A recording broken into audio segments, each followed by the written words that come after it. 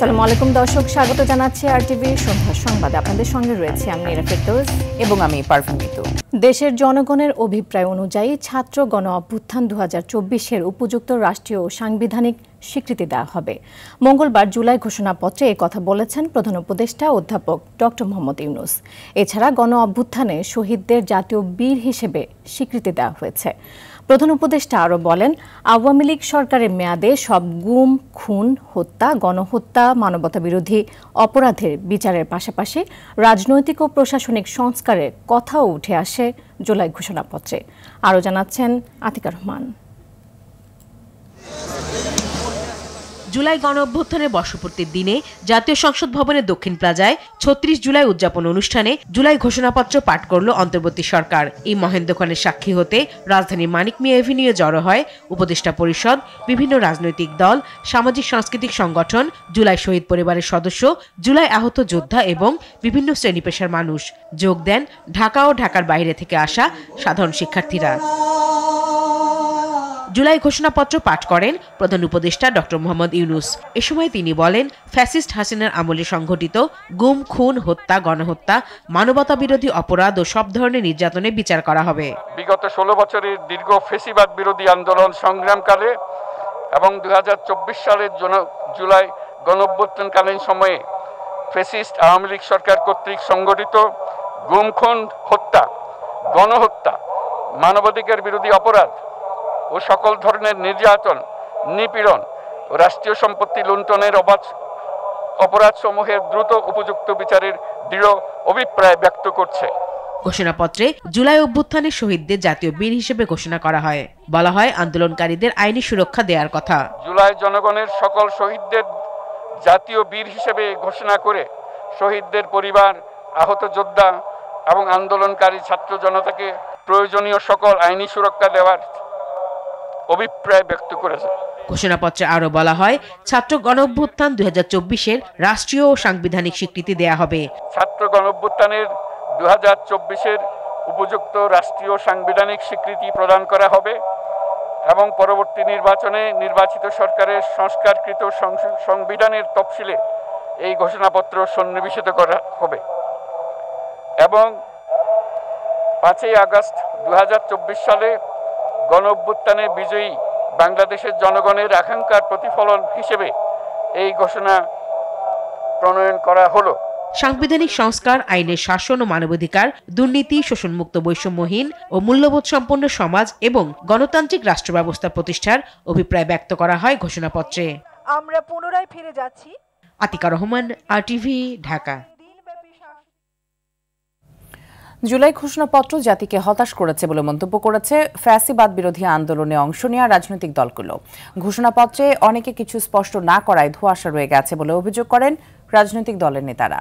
জাতির আশা আকাঙ্ক্ষার প্রতিফলন হয়নি বলেও অনেকে অভিযোগ করেন। জাতীয় সংসদের দক্ষিণ প্লাজায় জুলাই ঘোষণাপত্র অনুষ্ঠানে যোগদান শেষে এসব কথা বলেন তারা। বাংলাদেশে এর অমিত অর্থনৈতিক সমাজনীয় নিয়োগ এবং কোটাভিত্তিক বৈষম্যের কারণে দুর্নীতি প্রতিরোধে বৈষম্য বিরোধী ছাত্র আন্দোলন চলাকালে আওয়ামী লীগ সরকার কর্তৃক ক্ষোভের জন্ম হয়। জুলাই গণ অভ্যুত্থান দিবস উপলক্ষে আজ রাত 8টা 20 জাতির উদ্দেশ্যে ভাষণ দেবেন প্রধান উপদেষ্টা professor doctor Mohammad Yunus. Bangladesh television, BTV news ও বাংলাদেশ বেতারে ভাষণটি একযোগে সম্প্রচার করা হবে। মঙ্গলবার দুপুরে প্রধান উপদেষ্টার উপপ্রেস সচিব আবুল কালাম আজাদ মজুমদার এ তথ্য জানান।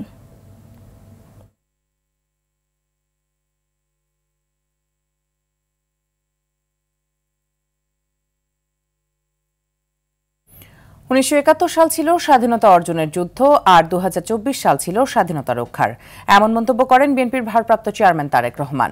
71-এর মুক্তিযোদ্ধাদের যেমন ভোলেনি বাংলাদেশ, 24-এর গণ অভ্যুত্থানের শহীদ ও নায়কদেরও ভুলবে না। তিনি বলেন, 5 আগস্ট হয়ে উঠুক গণতন্ত্র ও সুশাসন প্রতিষ্ঠার দিন। ছাত্র জনতার অভ্যুত্থানের বর্ষপূর্তি উপলক্ষে ভিডিও বার্তায় এসব কথা বলেন তারেক রহমান। মাইদুর রহমান রুবেল জানাচ্ছেন বিস্তারিত। জাতির উপর চেপে বসা দানবকে সরিয়ে এদেশের মহাজনী ব্যবস্থার চূড়ান্ত বিলোপের দিন 5 আগস্ট। ছাত্র জনতার বিক্ষোভ আর রক্তের বিনিময়ে অর্জিত বিজয়ের মাধ্যমে রাহুমুক্ত হয় লাল সবুজের বাংলাদেশ। অভ্যুত্থানের বর্ষপূর্তি উপলক্ষে ভিডিও বার্তায় তারেক রহমান বলেন, 1 বছর আগে 2024 সালের এই দিনে বাংলাদেশ ছেড়ে পালিয়েছে ফ্যাসিস্ট সরকার। বলেন, আগামীর প্রতিটি 5 আগস্ট হয়ে উঠুক গণতন্ত্র, সুশাসন প্রতিষ্ঠা আর মানবিক মানুষ হয়ে ওঠার অঙ্গীকারের দিন। 2024 সালের এই দিনে ফ্যাসিস্ট বাংলাদেশ ছেড়ে পালিয়েছে, রাহমুক্ত হয়েছে বাংলাদেশ। দেশে জনগণের রাজনৈতিক এবং অর্থনৈতিক ক্ষমতায়ন নিশ্চিত করে সাম্য, মানবিক মর্যাদা, সামাজিক সুবিচার প্রতিষ্ঠার মাধ্যমে একটি ইনসাফ ভিত্তিক গণতান্ত্রিক মানবিক বাংলাদেশ গঠনের মাধ্যমেই আমরা শহীদদের প্রতি ঋণ পরিশোধ করতে পারি। বিএনপির ভারপ্রাপ্ত চেয়ারম্যান বলেন, 71 ছিল স্বাধীনতা অর্জনের যুদ্ধ আর 2024 সেই স্বাধীনতা রক্ষার যুদ্ধ। 1971 সালে শহীদ মুক্তিযোদ্ধাদেরকে বাংলাদেশ ভোলেনি। 24-এর গণ অভ্যুত্থানে শহীদদেরকেও বাংলাদেশ ভুলবে না। 71 সাল থেকে আজ পর্যন্ত দেশ এবং জনগণের স্বাধীনতা অর্জন, স্বাধীনতা রক্ষা, স্বৈরাচার এবং ফ্যাসিবাদে বিরোধী আন্দোলন, গণতন্ত্র পুনঃপ্রতিষ্ঠার আন্দোলন, এভাবেই ইতিহাসের প্রতিটি বাঁকে বাঁকে লাখো মানুষ হয়েছেন শহীদ। তিনি বলেন, 21 শতকের এই বাংলাদেশে পলাতক স্বৈরাচার এক বিভীষিকার রাজত্ব কায়েম করেছিল। এই বাংলাদেশে পলাতক স্বৈরাচার এক বিভীষিকার রাজত্ব কায়েম করেছিল। গুম, খুন, অপহরণ, হামলা, মামলা, নির্যাতন, নিপীড়নকে সাধারণ এবং স্বাভাবিক ঘটনায় রূপান্তর করেছিল। বাংলাদেশে আর কখনোই ফ্যাসিবাদ কায়েম হবে না, কাউকে সুযোগ দেয়া হবে না গণতন্ত্র হত্যার। কেউ যাতে আর তাবেদার রাষ্ট্র পরিণত করতে না পারে সেই লক্ষ্যে জাতীয় ঐক্যের ডাক দেন তারেক রহমান। মাইদুর রহমান রুবেল, আরটিভি, ঢাকা। মানুষের প্রত্যাশা যারা ধারণ করতে পারবে না তাদের রাজনীতি করার দরকার নেই বলে মন্তব্য করেছেন বিএনপি স্থায়ী কমিটির সদস্য আমির খসরু মাহমুদ চৌধুরী। আগামী বছরের ফেব্রুয়ারিতে একটি সুষ্ঠু ও নিরপেক্ষ নির্বাচনের মধ্য দিয়ে গণতান্ত্রিক সরকার প্রতিষ্ঠিত হবে বলে আশা মঈন খানের। রুদ্র রফিকের রিপোর্টে থাকছে এরই বিস্তারিত। জুলাই গণ অভ্যুত্থানের বর্ষপূর্তি উপলক্ষে কেন্দ্রীয় কর্মসূচির অংশ হিসেবে নরসিংদীর পলাশে বিজয় র্যালি করে বিএনপি ও এর সহযোগী সংগঠনের নেতাকর্মীরা। র্যালিতে যোগ দিয়ে বিএনপির স্থায়ী কমিটির সদস্য মঈন খান বলেন, ফেব্রুয়ারি নির্বাচনে জনগণের ইচ্ছার প্রতিফলন ঘটবে। আগামী বছরের শুরুতে একটি সুষ্ঠু নিরপেক্ষ নির্বাচনের মাধ্যমে জনগণের ইচ্ছার প্রতিফলন করে একটি গণতান্ত্রিক সরকার গঠিত হবে। চট্টগ্রামে জুলাই গণ অভ্যুত্থান দিবসের আলোচনা সভায় যোগ দিয়ে স্থায়ী কমিটির আরেক সদস্য আমির খসরু মাহমুদ চৌধুরী বলেন, নতুন দেশ গড়তে সহনশীল গণতান্ত্রিক আচরণের মাধ্যমে রাজনৈতিক সংস্কৃতির পরিবর্তন করতে হবে। গণতান্ত্রিক সংস্কৃতিতে বড় পরিবর্তন আনতে হবে, মন মানসিকতা। যারা সেবার উদ্দেশ্য নিয়ে রাজনীতি করবে তাদের করা উচিত, বাকিদের রাজনীতি করা উচিত। মানুষের সাথে যারা থাকতে পারবে তাদের রাজনীতি করা উচিত। এদিকে দুপুরে নয়াপল্টনে দলের কেন্দ্রীয় কার্যালয়ে সংবাদ সম্মেলনে দলের সিনিয়র যুগ্ম মহাসচিব রুহুল কবির রিজভী বলেন, গণতান্ত্রিক সরকার না থাকায় ফ্যাসিবাদ মাথাচাড়া দিয়ে ওঠার চেষ্টা করছে। আমরা তো বারবার বলেছি, কমপক্ষে সময়টা জানা, তারিখটা জানা, যে কখন এটা দেওয়া হচ্ছে। গণতন্ত্র যে চর্চা, সেই চর্চা যদি নানা কারণে ব্যাহত হয় তাহলে নানাভাবেই অগণতান্ত্রিক শক্তির মাথা চাড়া দেওয়ার সম্ভাবনা রয়েছে। দেশে গণতন্ত্রের যাত্রা শুরু করার দায়িত্ব অন্তর্বর্তী সরকারের বলেও মন্তব্য করেন রিজভী। নির্বাচন যাতে একটা যৌক্তিক সময়ের মধ্যে হতে পারে, আমরা সে কথাই বারবার বলেছি। রুদ্র রফিক, আরটিভি, ঢাকা। খুনি হাসিনার বিচারের আগে নির্বাচন দিলে বিশ্বাসঘাতকতা হবে বলে মন্তব্য করেছেন জামায়াতে ইসলামের নায়েবে আমির ডাক্তার আব্দুল্লাহ মোহাম্মদ তাহের। দলটির সেক্রেটারি জেনারেল মিয়া গোলাম পরোয়ার অভিযোগ করেন, স্বৈরাচার পতনের 1 বছর পার হলেও দুর্নীতি ও চাঁদাবাজি বন্ধ হয়নি। জুলাই গণ অভ্যুত্থানের বর্ষপূর্তিতে আলাদা গণমিছিল করেছে জামায়াত ও ইসলামী ছাত্র শিবির। আরও জানাচ্ছেন আব্দুর রহিম। জুলাই গণ অভ্যুত্থানের বর্ষপূর্তি উপলক্ষে এই মিছিলের আয়োজন করে জামায়াতে ইসলামী। এতে দলটির নেতাকর্মীরা যোগ দেয়।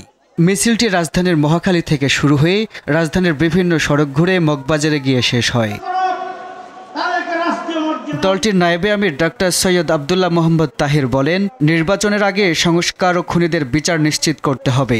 দেশে গণতান্ত্রিক ব্যবস্থা ফিরিয়ে আনার পাশাপাশি ন্যায় বিচার প্রতিষ্ঠার দাবিও জানান তিনি।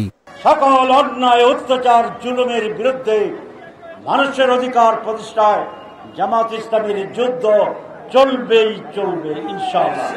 ঢাকা মহানগর দক্ষিণ জামাত আলাদা মিছিল বের করে। পল্টন থেকে শুরু হয়ে বিভিন্ন সড়ক ঘুরে শাহবাগে গিয়ে শেষ হয়। এতে দলটির সেক্রেটারি জেনারেল বলেন, নির্বাচনের আগে হাসিনা সহ গণহত্যার গুরুত্বপূর্ণ আসামিদের দেশে ফিরিয়ে এনে বিচার শেষ করতে না পারলেই গণঅভ্যুত্থান পূর্ণতা পাবে না। নির্বাচনের আগে সবার বিচার হয়তো সম্ভব হবে না, জঘন্য ঘৃণ্য নিষ্ঠুর অপরাধী কয়েকজনকে বিচার শেষ করতে হবে। কোন দল বা আধিপত্যবাদী পরাশক্তির চাপে নতি স্বীকার না করে সংস্কার ও বিচার কাজ দ্রুত শেষ করার আহ্বান জানান তিনি। অহেতুক যুক্তি দিয়ে বাইরের চাপে দুর্বল হয়ে এই দেশকে যদি আপনি আবার একটি সর্বনাশ অন্ধ গলিতে ঠেলে দেন, আমরা আর রক্ত দিতে চাই না, অনেক রক্ত এই জাতি দিয়েছে। প্রধান উপদেষ্টা নির্বাচনে যে টাইমলাইন দিয়েছেন, আমরা আমাদের প্রিয় আমিরে জামাত বলেছেন কোনো অসুবিধা নেই, আমরা সেই নির্বাচনে অংশ নেব, প্রোভাইডেড সেই নির্বাচনের আগে সংস্কারের মৌলিক কাজ শেষ করতে হবে। শেষ না করে নির্বাচন আমরা মেনে নিতে পারি না। এদিকে ৩৬শে জুলাই গণঅভ্যুত্থানের বর্ষপূর্তি উপলক্ষে র্যালি করেছে বাংলাদেশ ইসলামী ছাত্র শিবির। আব্দুর রহিম, RTV, ঢাকা। ফ্যাসিবাদী দুঃশাসনের অবসানে ছাত্র জনতার অভ্যুত্থানের বর্ষপূর্তি উপলক্ষে সাংবাদিক সমাবেশের আয়োজন করে ঢাকা সাংবাদিক ইউনিয়ন ও বাংলাদেশ ফেডারেল সাংবাদিক ইউনিয়ন। সকালে জাতীয় প্রেস ক্লাবে এ সমাবেশ আয়োজন করা হয়। বক্তারা সাংবাদিকদের সুরক্ষা আইন করার পাশাপাশি সাগর রুনির হত্যার বিচারে দাবি জানান। একটি সুস্পষ্ট নির্বাচন আয়োজনের মধ্য দিয়ে দেশের শান্তি শৃঙ্খলা জোরদার করারও দাবি জানান সাংবাদিক নেতারা।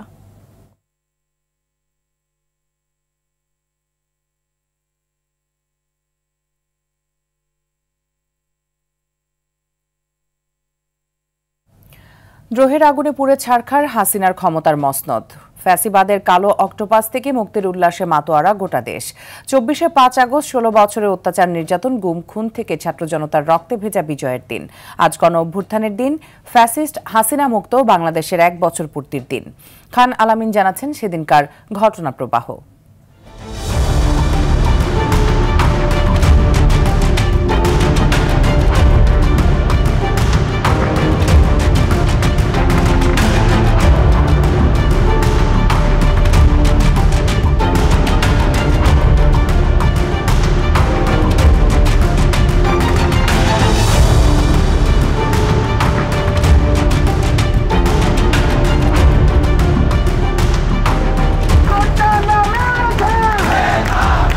রাজাকার নাতিপুতিরা সবকিছু পাবে, মুক্তিযোদ্ধারা পাবে না।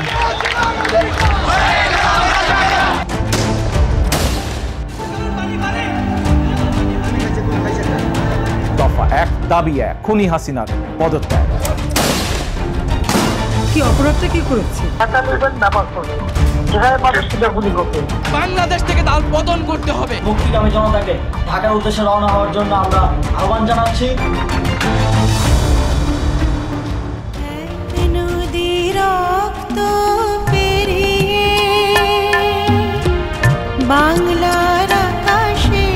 বিজয়ের লাল সূর্যটা তখনও খানিকটা দূর। কারফিউ ভেঙে চারপাশ থেকে ঢাকার দিকে সুনামির মতো ধেয়ে আসছে লাখ লাখ ছাত্র জনতা। ১৬ বছরের অত্যাচার, নির্যাতন আর লাল জুলাইয়ের সন্তানের বুকে রাষ্ট্রীয় বুলেটের আঘাতের পর ছাই চাপা দ্রোহ আগ্নেয়গিরির মতো জ্বলে উঠেছে।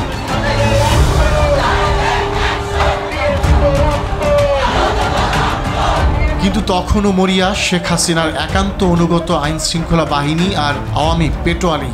জনগণের টাকায় কেনা বন্দুকের নল জনগণেরই বুকের দিকে তাক করে প্রস্তুত হাসিনার মসনদ রক্ষায়। বাতাসে শীষ কাটে বুলেট, জেগে ওঠে জনতার বিদ্রোহ। তাজা রক্ত ঢেলে দেয় আবু সাইদ ওয়াসিম মুগ্ধদের মতো মিরাজ আর শত শত আনাস।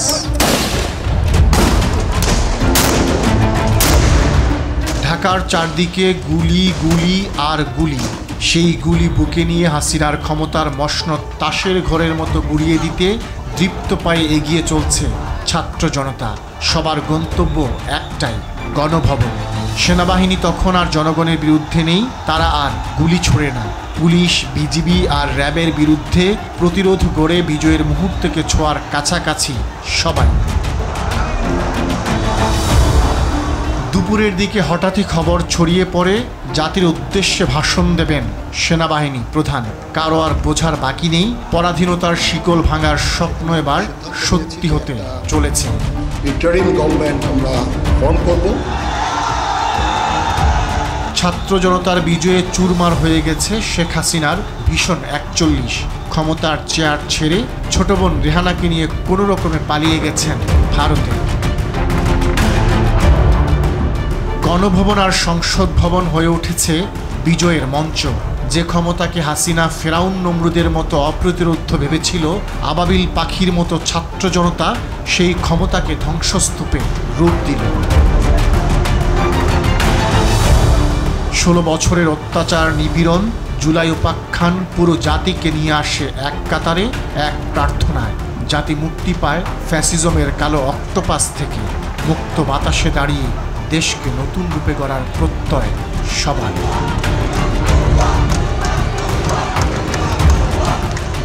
খান আলামিন, RTV।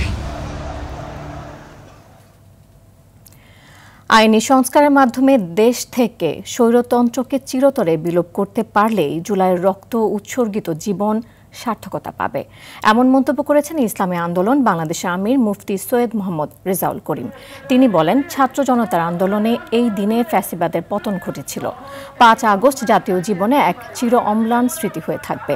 দুপুরে বায়তুল মোকাররমে র্যালির আগে সমাবেশে এসব কথা বলেন তিনি। সমাবেশ শেষে গণমিছিল বিভিন্ন সড়ক প্রদক্ষিণ করে শাহবাগ হয়ে বায়তুল মোকাররম গিয়ে শেষ হয়।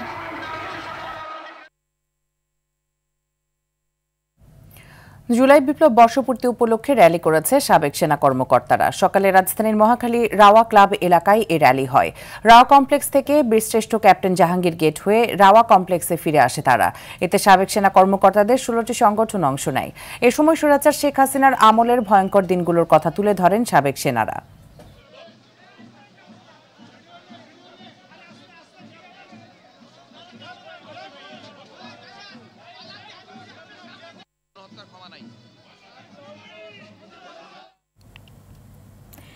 সারা দেশে নানা আয়োজনে পালিত হয়েছে ঐতিহাসিক জুলাই গণ অভ্যুত্থান দিবস। শহীদদের কবর জিয়ারত, পুষ্পার্ঘ অর্পণ, সম্মাননা স্মারক প্রদান ও আলোচনা সভার মাধ্যমে শহীদ এবং আহতদের আত্মত্যাগকে স্মরণ করা হয় দেশজুড়ে। বিভিন্ন জেলার জুলাই পুনর্জাগরণ অনুষ্ঠান থেকে ফ্যাসিবাদ বিলোপ করে স্বৈরাচার মুক্ত নতুন বাংলাদেশ গড়ার প্রত্যয় ব্যক্ত করেন অংশগ্রহণকারীরা। প্রতিনিধিদের পাঠানো তথ্যচিত্রে আরও জানাচ্ছেন আব্দুল হামিদ। ঐতিহাসিক জুলাই গণ অভ্যুত্থান দিবসে 24-এর ফ্যাসিবাদ বিরোধী আন্দোলনে বীর শহীদ ও আহতদের স্মরণে সারা দেশে নানা অনুষ্ঠানের আয়োজন করে জেলা ও স্থানীয় প্রশাসন। রংপুর নগরীর পাবলিক লাইব্রেরি মাঠের বিপরীত পাশে নির্মিত জুলাই শহীদ স্মৃতিস্তম্ভে পুষ্পার্ঘ অর্পণ করে শ্রদ্ধা নিবেদন করে শহীদ আবু সাঈদের পরিবার ও জেলা প্রশাসন সহ সর্বস্তরের মানুষ। দিবসটি উপলক্ষে চট্টগ্রাম, বগুড়া, লক্ষ্মীপুর, নেত্রকোনা, চুয়াডাঙ্গা, ফরিদপুর, মানিকগঞ্জ, কুমিল্লা, চাঁদপুর, সিরাজগঞ্জ ও ঝালকাঠিতে আন্দোলনে শহীদ হওয়া জুলাই যোদ্ধাদের কবর জিয়ারত করে শ্রদ্ধা জানান জেলা প্রশাসকরা।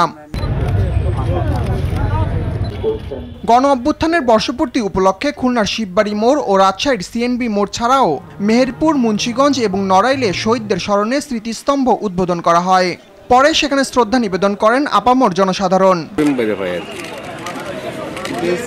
এছাড়া শহীদদের কবরে পুষ্পস্তবক অর্পণ, শহীদ পরিবার ও জুলাই যোদ্ধাদের সংবর্ধনা, আলোচনা সভা, র্যালি, গ্রাফিতি এবং চলচ্চিত্র প্রদর্শনী অনুষ্ঠিত হয়েছে বরিশাল, বরগুনা, পটুয়াখালী, ভোলা, ঠাকুরগাঁও, নীলফামারী, কিশোরগঞ্জ, দিনাজপুর, গাইবান্ধা, জয়পুরহাট, পাবনা, ময়মনসিংহ, জামালপুর, গাজীপুর, নরসিংদী, নারায়ণগঞ্জ, শেরপুর, গোপালগঞ্জ, মুন্সিগঞ্জ, শরীয়তপুর, বাগেরহাট, কুষ্টিয়া, যশোর, মেহেরপুর, মাগুরা, নাটোর, সাতক্ষীরা, ব্রাহ্মণবাড়িয়া, নোয়াখালী ও সুনামগঞ্জে। আব্দুল হামিদ, RTV। গণঅভ্যুত্থানের এক বছরও তেমন দৃশ্যমান হয়নি জুলাই আগস্টে সংগঠিত গণহত্যার বিচার, জানে বরাবরই ক্ষোভ জানিয়ে আসছে শহীদ পরিবারগুলো। এদিকে যৌক্তিক সময়ে সঠিক বিচার করতে সর্বোচ্চ চেষ্টা করার কথা জানিয়েছে আন্তর্জাতিক অপরাধ ট্রাইব্যুনাল। জুলাই গণহত্যার বিচার ও এর অগ্রগতি নিয়ে GM মাহমুদের রিপোর্ট।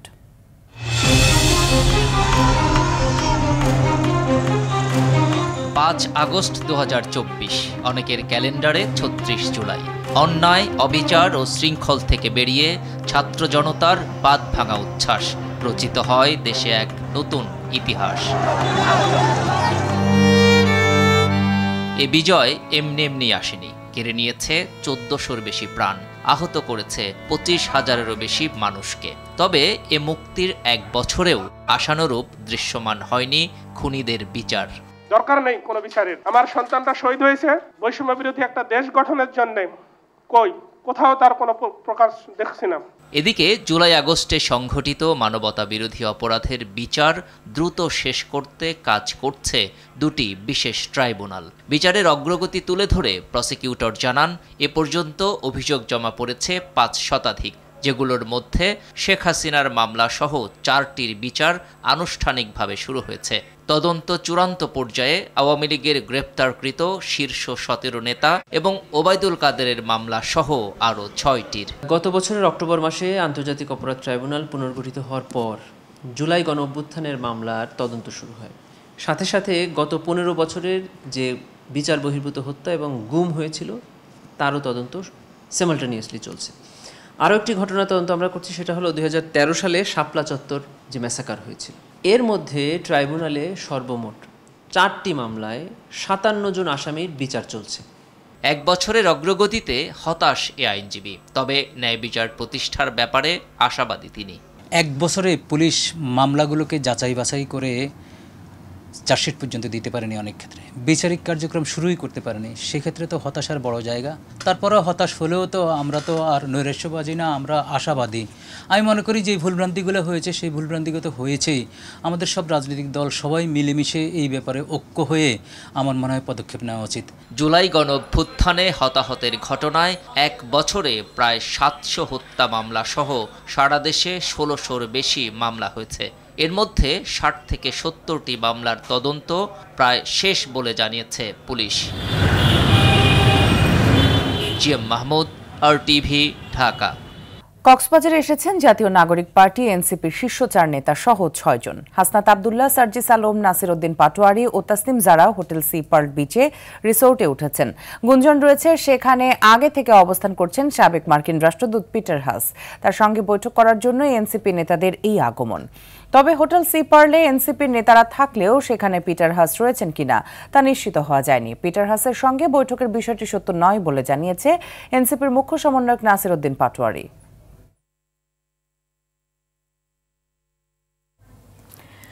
লালমনিরহাটে উজানের পাহাড়ি ঢল আর কয়েকদিনের টানা বর্ষণে আবারও বেড়েছে তিস্তার পানি। দ্বিতীয় দফায় দেখা দিয়েছে ভয়াবহ বন্যা। অনাহারে অর্ধারে দিন পার করছেন পানিবন্দী তীরবর্তী অঞ্চলের মানুষ। বুধবার পর্যন্ত ভারী বৃষ্টিপাতের আভাস থাকায় আবারও বিপদসীমা ছাড়াতে পারে পানি প্রবাহ। লালমনিরহাট প্রতিনিধি তন্ময় আহমদ নয়নের তথ্যচিত্রে বিস্তারিত জানাচ্ছেন আবরার মাহি। গেল রবিবার সন্ধ্যার পর থেকে তিস্তা নদীর পানি বিপদসীমার উপর দিয়ে প্রবাহিত হয়। ডালিয়া ব্যারেজের 44টি জলকপাট খুলে দিয়ে তা নিয়ন্ত্রণে আনে পানি উন্নয়ন বোর্ড। সোমবার সারাদিন পানি থাকে বিপদসীমার নিচে। এদিকে জেলার অন্তত 30টি গ্রামে পানিবন্দী হয়ে আছে প্রায় 8000 মানুষ। বন্যা কবলিত এলাকায় দেখা দিয়েছে খাদ্য ও বিশুদ্ধ পানির সংকট। আমাদের তো সবকিছুই সমস্যা, রাস্তাঘাট, ব্রিজ, কালভার্ট, এগুলো সমস্যা, খাদ্যের সমস্যা। বাড়িঘর তলে আছে, চুলে টুলে ভাবিয়েছে, কোনো করি খাবার মতন বুদ্ধি নেই। রান্না বান্না এখনো করতে পারি নাই, চুলে তলে যাচ্ছে নেই বাবা রে। আমার তো যে মাঠে কাজ করি খাই, এখন তো বন্যা আসছে, এখন কি করে খাবো? আমার বাড়িঘর সবগুলো তলে গেছে, কিছু খাবার নাই। আবহাওয়ার পূর্বাভাস অনুযায়ী বুধবার পর্যন্ত ভারী বৃষ্টিপাত অব্যাহত থাকলে পরিস্থিতি আরো ভয়াবহ হওয়ার আশঙ্কা এ কর্মকর্তার। বন্যা পূর্বাভাস এবং সদরঘাটের তথ্য মতে আগামী 48 ঘন্টার দেশে এবং উজানে ভারী বৃষ্টিপাতের সম্ভাবনা থাকায় তিস্তা নদীর পানি বিপদসীমার কাছাকাছি বা উপর দিয়ে প্রবাহিত হতে পারে। এর ফলে যেসব ঝুঁকিপূর্ণ স্থান রয়েছে আমরা সার্বক্ষণিক মনিটরিং এ রেখেছি। আবরার মাহি, RTV। গত 24 ঘন্টায় ডেঙ্গুতে আক্রান্ত হয়ে দেশে আরও 3 জনের মৃত্যু হয়েছে। এ সময় ডেঙ্গু আক্রান্ত হয়ে হাসপাতালে ভর্তি হয়েছে 319 জন। বিকেলে স্বাস্থ্য অধিদপ্তরের হেলথ ইমার্জেন্সি অপারেশন সেন্টার ও কন্ট্রোল রুম থেকে পাঠানো ডেঙ্গু বিষয়ক এক বিজ্ঞপ্তিতে তথ্য জানানো হয়েছে। বিজ্ঞপ্তিতে বলা হয়, গত 24 ঘন্টায় মারা যাওয়া 3 জনের মধ্যে 2 জন পুরুষ এবং 1 জন নারী। আর আক্রান্ত ব্যক্তিদের মধ্যে 230 জনই ঢাকা সিটি কর্পোরেশনের বাইরের। চলতি বছরের জানুয়ারি থেকে এ পর্যন্ত সব মিলিয়ে 22,384 জন রোগী হাসপাতালে ভর্তি হয়েছেন। চলতি বছরে এ পর্যন্ত ডেঙ্গুতে মৃত্যু হয়েছে 89 জনের। নারীদের অনূর্ধ্ব 20 এশিয়ান কাপ বাছাই পর্বের ম্যাচে স্বাগতিক লাওসের বিপক্ষে কাল মাঠে নামবে বাংলাদেশ। নিউ লাওস ন্যাশনাল স্টেডিয়ামে ম্যাচ শুরু বাংলাদেশ সময় সন্ধ্যা 6:30টায়। এইচ গ্রুপে নিজেদের প্রথম ম্যাচে সামনে রেখে ভিয়েতনামীদের অনুশীলনে ঘাম ছড়িয়েছে পিটার বাটলারের শিষ্যরা। শক্তিশালী প্রতিপক্ষের দুর্বলতাগুলো কাজে লাগিয়ে জয় নিয়ে বাছাই পর্ব শুরু করতে চায় আফাইদা সাগরিকারা। অনূর্ধ্ব 20 সাফ নারী শিরোপা জয়ের পাশাপাশি সিনিয়র দলের এশিয়ান কাপের মূল পর্ব নিশ্চিত করা দলের বেশিরভাগ ফুটবলারই রয়েছে এই দলে। তাই এইচ গ্রুপে শক্তিশালী দল হিসেবেই মাঠে নামবে লাল সবুজের তরুণীরা। দর্শক, সন্ধ্যা সংবাদ এ পর্যন্তই। রাতের সংবাদ 11:15টায় দেখার আমন্ত্রণ রইল। ধন্যবাদ সবাইকে।